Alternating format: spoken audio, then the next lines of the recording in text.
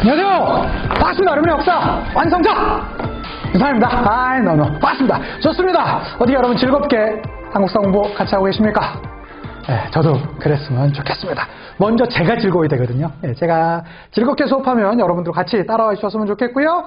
또 여러분들과 같이 소통하면서 한국사 공부 같이 이끌어 나갈 수 있으면 좋겠습니다. 오늘은요, 바로 고구려입니다. 고구려 제 강의 필기 노트의 특징, 어떤 분들이 보면 뭐 이거 누가 정리 못해 라고 하지만 생각보다 여러분 이걸 이렇게 한 판에, 저는 매번 한 강의를 딱 한 판에 정리하고 있습니다. 한 판에다가 이렇게 시기별로, 그것도 요 시기에 맞춰서 나온 것이고요. 고구려도 그렇고 그 다음 강 백제도 그렇고 그 다음 강 신라도 그렇습니다. 한 강에 한 판씩 이렇게 딱 정리하니까 이렇게만 정리해 주시면 여기에서 더 벗어나는 문제는 안 나옵니다. 그래서 그 정도 믿고 따라와 주시면 좋겠고요. 바로 고구려 강의 들어갑니다. 자, 우리가 알고 있는 고구려, 백제, 신라라는 나라들은요, 중앙집권 국가라고 해요. 이건 뭐 다른 말로 고대 국가 뭐 이렇게도 불리는데 이들의 나름의 특징이 있었어요. 이건 외우시는 게 아닙니다. 그냥 그렇구나, 이렇게 발전 단계를 가졌었구나 정도를 해주시면 좋겠어요. 왕위가 세습되었었다, 불교가 수용되었었다, 율령. 이 율령이라는 건 뭐냐면 바로 법 체제를 얘기해요. 법적 체제가 뭐 반포되었었다, 뭐 완성되었었다, 그렇게 표현할 수 있겠고요. 이제 영토가 뭐 확장되었었다, 뭐 정벌 국가로서, 정복 국가로서 등장했었다, 이렇게 나오는데 이런 거는 외우는 게 아닙니다. 이런 공통적인 특징이 있습니다. 자, 이런 공통적인 특징을 가지고 있는 첫 번째 나라, 바로 고구려. 들어가기에 앞서서 먼저 기틀. 저는요, 여기 파트에 보면 우리가 뭔가 나라도 마찬가지고 어떤 단체도 마찬가지고 개인도 살다 보면 위기라는 게 있잖아요. 잠시 뒤에 보면 고구려도 분명히 위기가 있었습니다. 그 위기에 대처하는 방법이나 그 위기에 대처하는 그 순간에 그들이 가졌던 생각, 이것이 그들의 미래를 결정한다고 생각하거든요. 즉, 그래서 기틀을 어떤 형태로 닦아놨냐? 뭐 고구려에선 태조왕, 백제에선 고이왕, 신라에서는 내무랑이 있었습니다.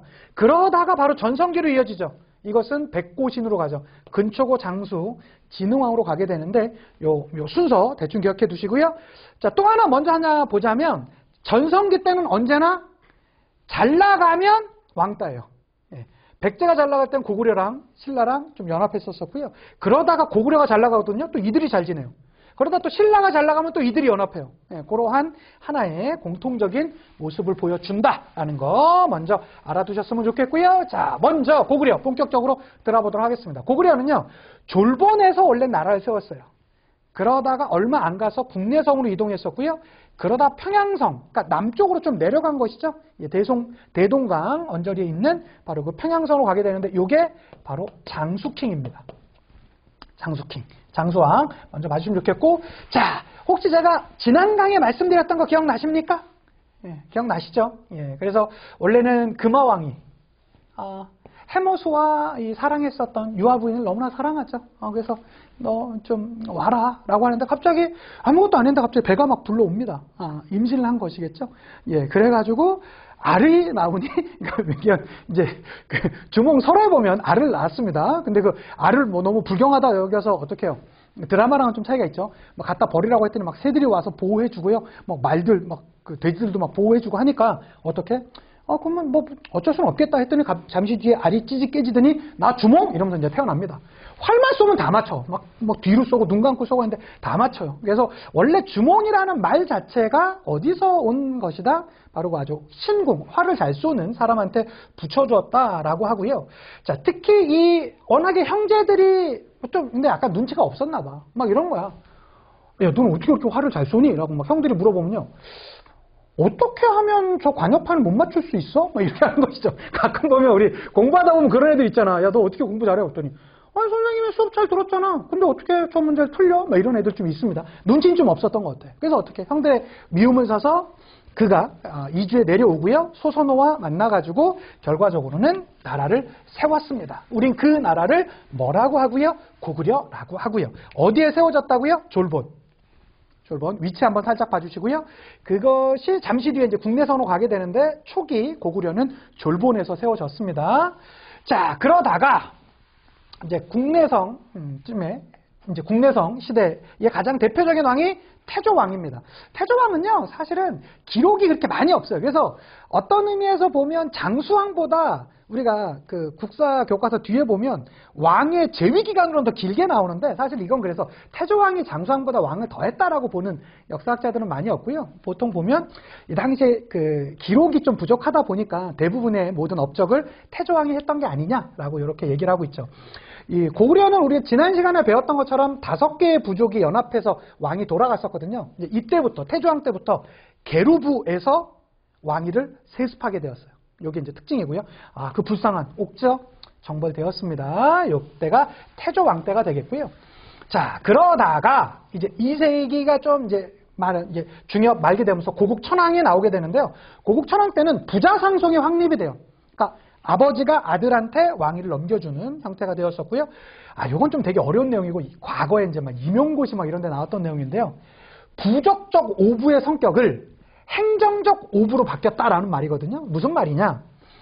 원래 중앙부처였었던 5개, 그러니까 우리가 이제 앞으로 배워나갈 때 중앙부처 있잖아요. 지금 우리나라도 교육부, 외교부, 국방부 막 이런 부서 있잖아요. 그 오부가 원래는 부족의 대표들이 나와서 하는 성격이었었다고요. 그러니까 부족을 대표로 나와 있는 성격이었었는데, 이 사람들은 왕 말 들어 안 들어요? 안 듣죠. 난 부족 대표로 온 거야. 왕 네가 뭔데? 이렇게 나와버리는 거예요. 이러면 왕의 말빨이 잘 안 먹힐 거 아닙니까? 그래서 어떻게 해요? 야, 너는 국방부 네가 해. 외교부 네가 해. 즉 왕의 신화적 개념의 오부 성격으로 바뀌었다라는 말이에요. 선생님 이건 좀 어려운데요? 어려우시면 넘어가셔 좋아. 이게 아마 단독 문제로 나오지는 않을 겁니다. 어쨌든 그러나 이 고국천왕의 부족적 오부를 행정적 성격의 오부로 바꿨다라고 그냥 문장 정도만 살짝 들어주시면 좋겠고요. 제일 중요한 건 이거예요. 진대법. 진대법이 뭐냐? 이 진대법의 목적은요, 당시에 재상이었었던 을파소라는 사람의 건의에 의해서 처음 시작되었다고 하는데, 봄의 곡식을 국가가 농민들한테 빌려주고요.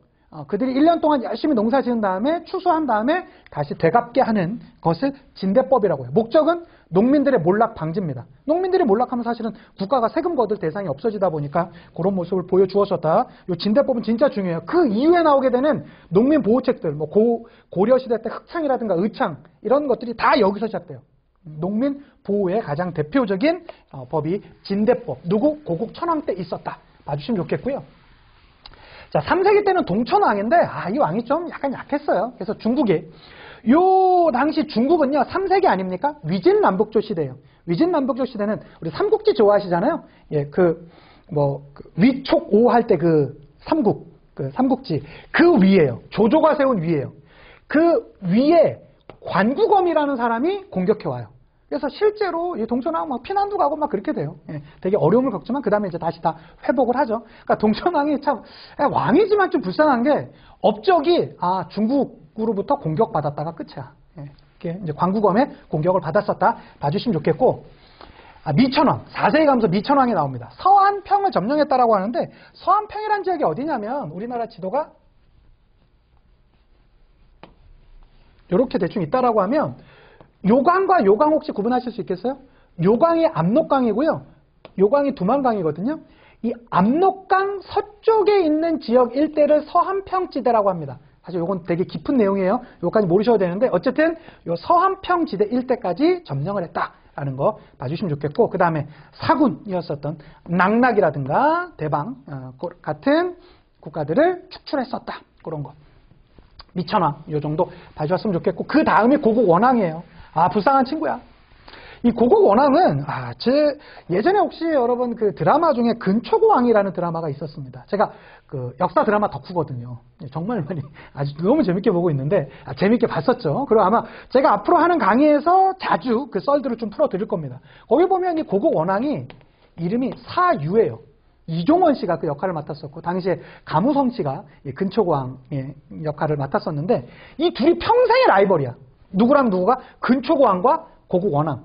고국원왕이 사유죠. 원래 이름으로 따지면. 그러니까 고구려의 왕이었고 백제의 왕이었어요. 그런데 이 근초고왕이 평생을 원수처럼 지내다가 어디한테 들어가냐면 평양성을 공격해 들어가는데, 예전에는요, 죽더라도 지금도 마찬가지겠지만 누구한테 어떻게 죽냐가 되게 중요해요. 즉 왕은 적어도 왕급 내지는 대장군 선에도 죽어줘야 돼. 뭐 병사한테 죽는다? 최악의 죽음이야. 그런데 이때 고국 원왕이 아주 원통하게 죽어요. 무슨 말이냐? 최악의 죽음을 맞아. 누가 쐈는지도 모르는 적군의 화살에 맞아서 죽어요. 이게 바로 고국 원왕이야. 근데 이 드라마에서 제가 인상적이었던 장면이, 그러니까 이 근초광의 부관이 와갖고, 전하! 보고 드리겠습니다. 고구려왕 사유가 우리 병사가 쏜 화살에 죽었다고 합니다. 이러고 이제 기쁘게 전해요. 그러자 그 말을 들었던 근초광, 그러니까 평생의 라이벌 아닙니까? 그런데 딱 그 말을 듣더니 얼굴이 심각해져요. 아, 그래? 또 한 명의 영웅이 졌구만. 왕을 잃은 병사들이 장례를 후히 치를 수 있도록 앞으로 7일간 전쟁을 멈춘다. 시행하도록. 예!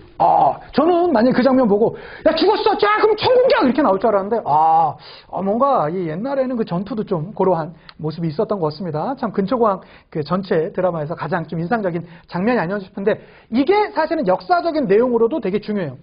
중국 전연의 침입을 받기도 했었지만, 사실 그거보다 중요한 건 백제가 어디를 공격해 왔냐면, 평양성을 공격해 올 때, 평양성을 수비하던 고국 원왕이 백제 병사가 쏜 화살에 맞아서 죽어요. 아주 원통한 죽음을 맞았다고.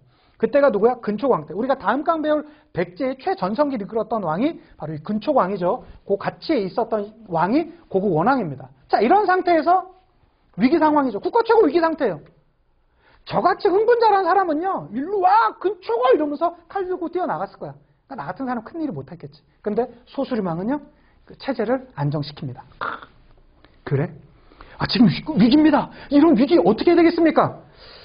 위기일수록 기초가 중요하네.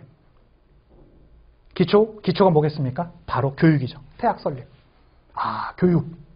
그러니까 되게 먼 이야기 같지만 위기일수록 기초를 탄탄히 닫는 게 궁극적으로는 성공하는 길이었던 거야. 그래서 또 하나 고등 종교에 있었던 불교를 받아들이면서 공인해버려요. 거기에다가 율령 반포. 그러니까 사실은 우리가 알고 있는 고구려 하면 제일 유명한 왕이 광개토 대왕, 그 다음에 장수왕 이런 왕들 아닙니까? 그런 사람들이 화려하기 위해서, 화려하게 터트리기 위해서, 완전 대박 성공을 하기 위해서 기초를 탄탄히 닦아놨던 사람이 누구다? 바로 이 소수림 킹이라고. 이 세 개 너무나 중요합니다. 그래서 이 불교 공인, 그 다음에 태학 설립, 율령 반포, 나머지 내용들 너무 중요하니까 꼭 기억해 두셨으면 좋겠고요. 자, 그러한 터전 위에 터트린 인물이 누구예요? 광개토 대왕 아닙니까? 광개토 대왕 왠지 우리나라 사람들이 제일 좋아하는 왕이죠. 예. 그러니까 뭔가 광개토 대왕은 우리도 모르게 어깨가 좀 으쓱해지잖아요. 대박. 이게 다 우리 거였지. 라고 하면서. 어떻게? 광개토 대왕은요, 사실은 4세기 말에 왕이 됩니다. 그리고 나서 5세기 초까지 가는데, 그러니까 중국의 날짜 카운트 쓰는 게 아니라 독자적인 우리 연호를 쓴 것이죠. 영락. 앞으로 그래서 문제를 풀다가 무슨 영락 어쩌고 저쩌고 나오면 무조건 광개토 대왕이에요. 영토도 넓혀요. 그러니까 땅 따먹기 대왕 아닙니까? 어디까지 갔다? 만주 요동지방 일대. 그 다음에 한강 이북 지역이요. 그러니까 한강을 차지한 게 아니에요. 한강 이북 지역 일대까지 다 차지해요. 이게 되게 중요한 포인트죠. 그리고 무엇보다 신라에 제일 많이 나오는 건 신라를 지원해줬다라는 거예요. 그래서 이 당시의 특징을 보자면 여러분 이렇지 않습니까? 고려백제 신라가 있잖아요. 잠시 뒤에 지도로도 한번 보여드리겠지만 여기 조금 더 허리를 조금 더 지도로도 한번 보여드리겠지만 이 당시 언제나 전성기는요. 한강역을 누가 차지하고 있냐가 되게 중요하거든요. 4세기에서 5세기 넘어갈 때였으니까 이 당시의 지도는 대략 이쯤 됐을 겁니다. 여기 위에가 고구려고요. 한강역을 제대로 차지하고 있던 백제가 전성기였었고 그 다음에 밑에 가야 있고 신라가 조금 이제 좀 약한 영토를 차지하고 있었죠. 자, 이런 상태에서 제대로 그립시다. 이렇게 있는데 누가 공격해 오냐면 왜가 그 경주 주변 일대를 공격해 와요.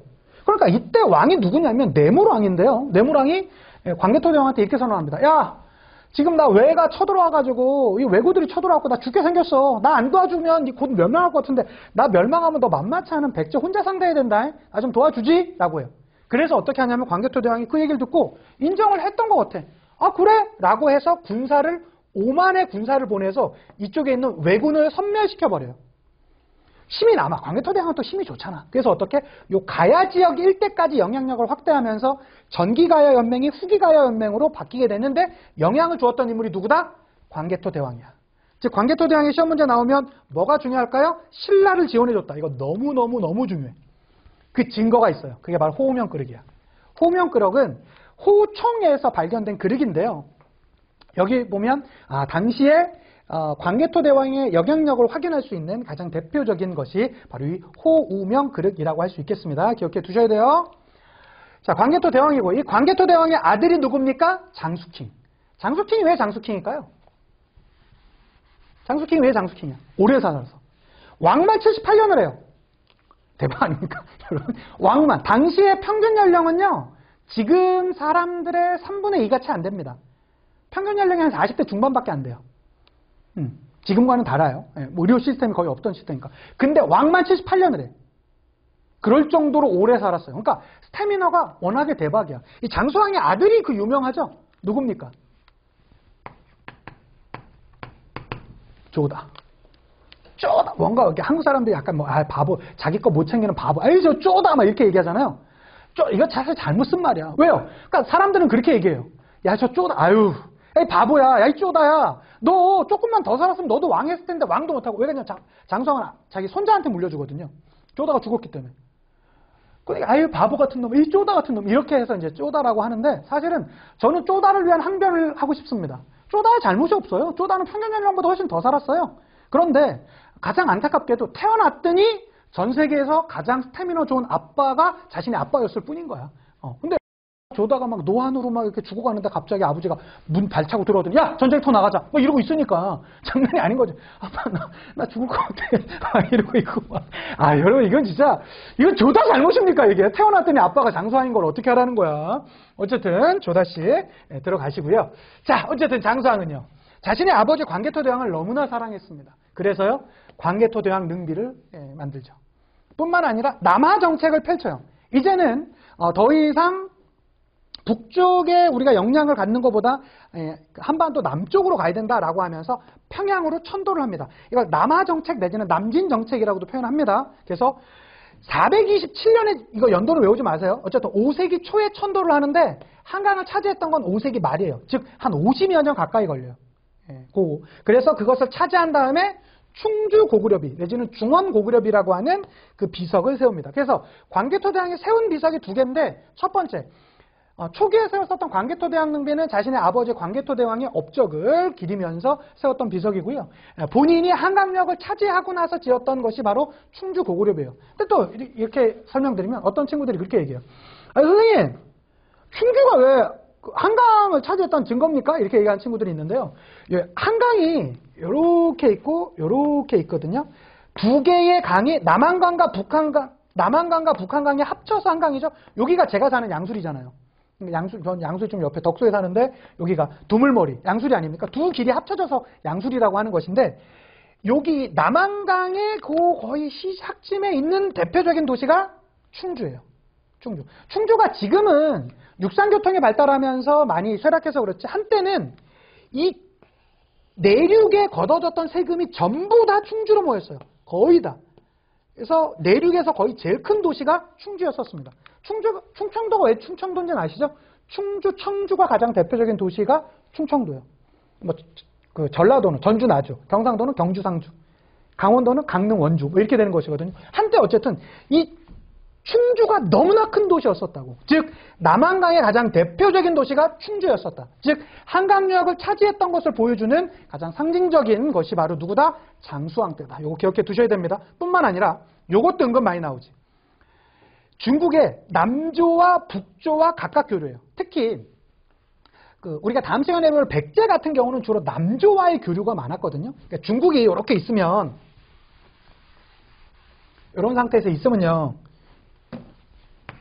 중국이 이렇게 있으면 북쪽에 있는 중국을 잠시만요. 북쪽에 있는 중국을 북쪽의 여러 왕조의 줄임말입니다. 그다음에 남쪽에 있는 그 여러 왕조, 송제, 양, 진이라고 하는데 이런 것은 외울 필요 없고요. 남쪽의 여러 왕조들을 합쳐서 우리는 남조라고 그래요. 그래서 이 시대를 중국의 위진, 남북조 시대라고 합니다. 3에서 6세기까지 시대를. 이런 건 우리가 지금 외울 필요 없는 거지. 근데 중요한 건 백제 같은 경우는 전통적으로 이때 남조랑 많이 친했어요. 남조랑 많이 친했어요. 근데 누구야 여기는? 고구려 아니야? 고구려 힘이 있잖아요. 야, 난 너랑도 교류, 오케이? 너랑도 교류. 실은 말든가, 나 고구려야. 이렇게 나온 거죠. 그러니까 이 두 나라 입장에서 고구려가 또 워낙 힘이 있고 하니까 알았어 하고 각각 교류를 했었다. 이런 나라가 거의 없었습니다. 이들도 사이가 별로 안 좋았었기 때문에 남조와 북조와 각각 교류했었다. 그만큼 누구의 힘이 강했음을 보여준 것이다. 고구려의 이 독자적인 외교적 힘이 강했음을 보여주는 것이 되겠습니다. 되셨죠? 균형 외교라고도 표현합니다. 자, 이게 바로 이 고구려의 영토 되겠습니다. 한번 볼까요? 우리 이때만 어깨 한번 펴볼까요? 여러분? 어떻습니까? 뭐, 우리 좀 기분이 좋아져. 고구려 얘기하면. 좋아. 요거 다 요동반도 당연히 우리 거고요. 요거 딱 몇 세기입니까? 5세기. 누구 전성기? 고구려 전성기 지도가 되겠습니다. 자, 고구려 전성기를 보여주는 가장 대표적인 거 충주 고구려비. 충주 고구려비. 위쪽에는 광개토 대왕능비. 요거 다 누가 세웠다? 장수왕이 세웠다. 광개토 대왕능비라고 해서 광개토 대왕이 세운 게 아니에요. 장수왕이 세웠어요. 봐주시면 좋겠고요. 자, 이거 보시면 충주 고구려비, 그 다음에 광개토 대왕능비가 되겠습니다. 자, 그런 상태에서 요거 하나만 더 갈게요.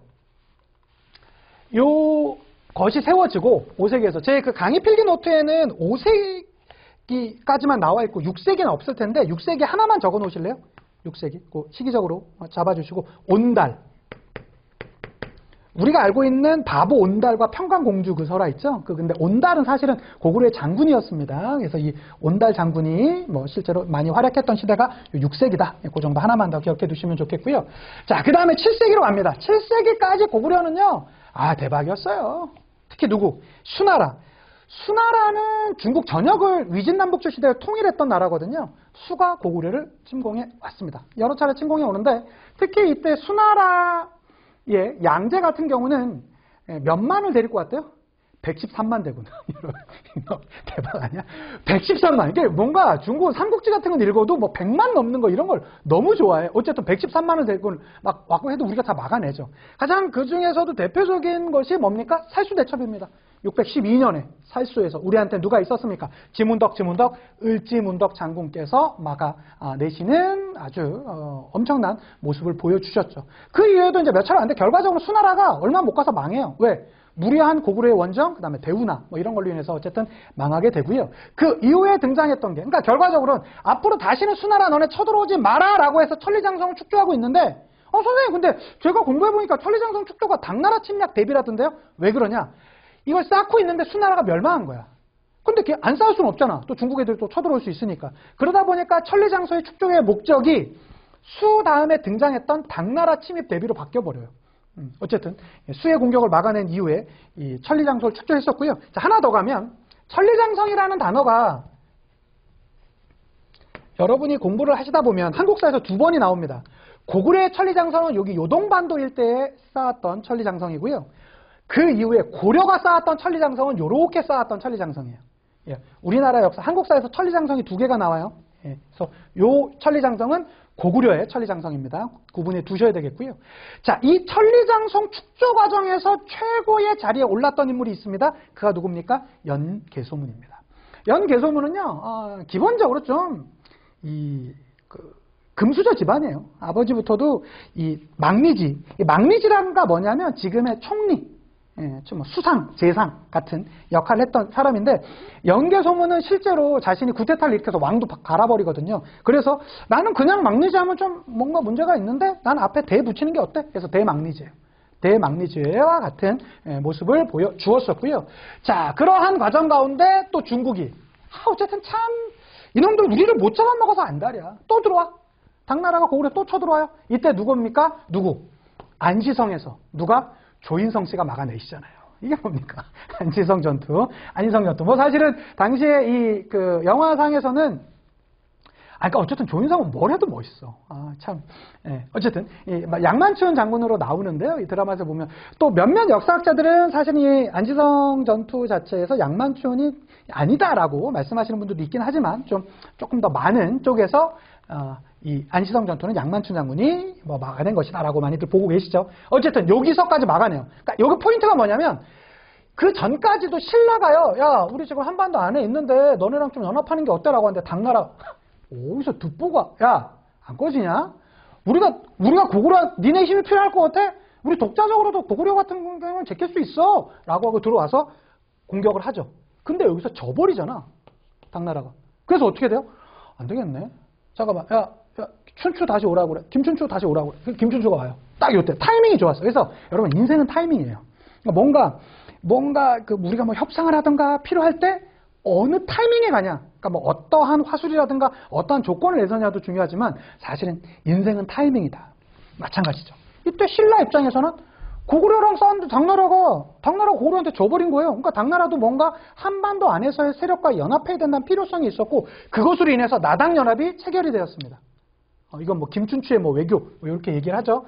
자, 그리고 나서 결과적으로는 나당연합이 세워지고 나서는 어떻게 됩니까? 고구려의 멸망. 물론 요 중간에는 그 전에 660년에 백제가 멸망해요. 요거는 이제 저희가 백제 파트 가면 말씀드릴 것이고요. 그리고 나서 8년 뒤에 고구려가 멸망하는데, 사실 고구려 멸망은요, 뭐 나당연합에 무너졌다기보단 내부적으로 무너져요. 연개소문이 죽거든요. 그리고 나서 연개소문 아들들끼리도 싸우고요. 또 연개소문의 연정토라고 연개소문의 동생과도 또 싸워요. 그래서 연정토 같은 경우는 그 내부 싸움하다가 안 되니까 막 신라로 가고요. 그 다음에 연개소문의 아들 중에 장남인 연남생 같은 경우는 막 당나라로 투항해버려요. 그러다 보니까 결과적으로는 뭐 그냥 내부적으로 무너졌던 것이죠. 최종적으로 그 동북아시아의 최강자 고구려가 668년에 멸망했습니다. 멸망했다는 건 끝이었을까요? 그렇지 않았어요. 멸망했지만 그것을 더 막아내는 또 부흥운동. 야, 우리 고구려야, 한번 살려보자, 우리 고구려야 라고 하고 나왔던 것이죠. 그래서 고연무, 건모잠, 이름 세자에 전부 다 미음이 들어가. 너무 특이하지 않아요? 건모잠, 그 다음에 안승, 뭐 이런 인물들이 고구려 부흥운동을 펼치기도 했었다. 여기 지도에서 나오는 것이 바로 고구려 부흥운동입니다. 자, 여기서 보시면 고연무, 건모잠, 안승, 여기가 뭐예요? 고구려 부흥운동이고요. 우리가 이제 다음 시간에 공부하다 보면 백제도 부흥운동이 있거든요. 흑치상지, 복신과 도침, 뭐 왕자풍 이런 인물들은 백제의 부흥운동이라고 할 수 있겠습니다. 구분해 두셔야 돼요. 어쨌든 이러한 부흥운동이 있었으나 이 부흥운동은 완벽하게 성공하지 못하고 아쉬움에 끝나게 되었었다. 봐주시면 좋겠고, 여기에 전체적으로 고구려는 요 정도 문제 이상으로 안 나옵니다. 제가 했던 거에서 모든 문제가 다 풀리니까요. 저 믿으시고 여기 잘 복습해 주시면서 여기 안에 있는 걸 반복적으로 학습하시면서 여러분 걸 만들어 주시면 되겠습니다. 자, 됐고요. 자, 문제 풀면서 과연 완쌤이 진짜로 그렇게 자신 있게 말씀하셨는데 그게 이렇게 잘 풀릴까? 한번 찾아보도록 할까요? 56회 심화 문제 갖고 와봤습니다. 가 왕의 업적으로 옳은 것은 이라고 하네요. 자, 봤더니 자, 체제 정비라는 주제로요. 백제에서는 고유왕이 있었고 신라엔 버풍왕이 있었대요. 그러면 고구려의 가왕이랍니다. 어떤 왕일까요? 불교 수용. 전진의 사신파견. 불교 수용 누구예요? 소수림 킹. 그쵸? 자, 도읍을 국내성에서 평양성으로 옮겼다. 누구죠? 장수킹. 장수왕. 태학을 설립하여 인재를 양성하였다. 소수림이죠, 뭐. 정답 2번. 3번. 서안평을 공격하여 영토를 확장시켰다. 이것도 참 만만치 않은 선전인데, 요거 누구? 미천왕. 미천왕. 연가라는 독자적인 연어를 사용하였다. 여러분, 요 선지는요, 제가 볼 땐 다시 나오진 않을 것 같은데, 정말로 어려웠던 선지입니다. 아마 이거 책 여러 번 찾아보셔도 개인적으로 찾기 힘들었을 거예요. 요게 장수왕이 썼던 연어가 연가예요. 장수왕에 대한 설명입니다. 근데 사실 이거는 웬만한 뭐 교과서나 이런 데 거의 안 나와 있는 그런 선지입니다. 상당히 깊게 들어갔던 선지입니다. 문제 푸는 데는 이상은 없었어요. 어쨌든 신라의 군대를 파견하여 외를 격퇴했다. 요건 광개토 대왕에 대한 설명이 되겠습니다. 자, 요렇게 해서 소수림왕에 대한 문제 풀어봤고요. 다음 거 봅시다. 51회 심화 문제에서 갖고 와봤습니다. 다음 사건이 일어난 시기를 연표해서 옳게 고른 것은 이라고 합니다. 건모잠이 미음이 3개가 있네요. 국가를 다시 일으키기 위하여 당을 배반하고 왕의 외손 안순, 안승이라고 하겠죠. 자, 그들이 나왔었다. 자, 그들이 나왔던 거 고구려가 멸망해야 되지 않겠습니까? 그럼 평양성이 함락되었었다. 668년. 평양성 함락이라는 게 고구려 멸망이니까. 그리고 매소성 전투로 인해서 매소성 전투, 그 다음에 기벌포 전투에서 이기면서 삼국통일이 완성이 되거든요. 그러니까 요 사이겠죠. 그래서 정답은 4번. 뭐 찾아가는 건 크게 어렵지는 않았었다. 봐주시면 좋겠습니다. 어떻습니까? 해볼만하지 않습니까? 그렇습니다. 자, 이렇게 하셔서요. 여러분들은 고구려를 우리 다 정리했고요. 이제 다음 시간에는 오늘 내용과 조금 더 이렇게 중첩되는 부분도 있지만 조금 더 제가 심화적으로 더 들어가면서 해드릴 백제로 찾아뵙도록 하겠습니다. 수고 많으셨고요. 다음 강의에 더 좋은 모습으로 또 찾아뵙도록 하겠습니다. 인사드리고 마실게요. 역사가 완성되는 그날까지 원!